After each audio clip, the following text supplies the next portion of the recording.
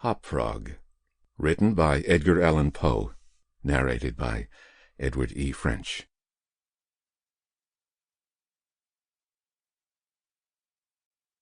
I never knew anyone so keenly alive to a joke as the king was.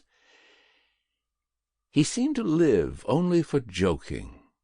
To tell a good story of the joke kind, and to tell it well, was the surest road to his favor.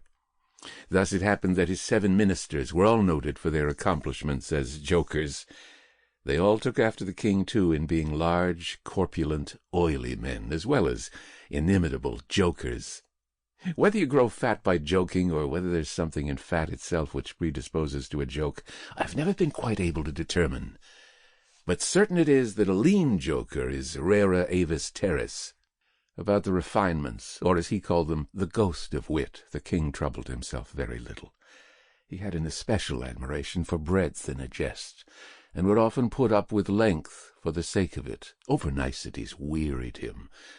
He would have preferred Rabelais' Gargantua to the Zadig of Voltaire, and upon the whole, practical jokes suited his taste far better than verbal ones.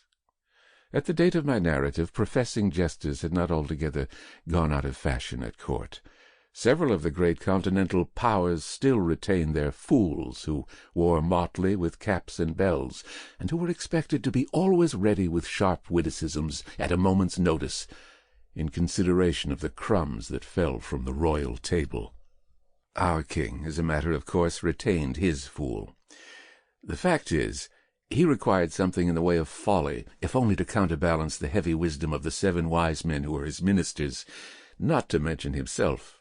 His fool, or professional jester, was not only a fool, however. His value was trebled in the eyes of the king by the fact of his being also a dwarf and a cripple. Dwarfs were as common at court in those days as fools, and many monarchs would have found it difficult to get through their days. Days are rather longer at court than elsewhere, without both a jester to laugh with and a dwarf to laugh at. But as I have already observed, your jesters in 99 cases out of 100 are fat, round, and unwieldy, so that it was no small source of self-gratulation with our king that in Hop Frog, this was the fool's name, he possessed a triplicate treasure in one person. I believe the name Hop Frog was not that given to the dwarf by his sponsors at baptism, but it was conferred upon him by general consent of the several ministers, on account of his inability to walk as other men do.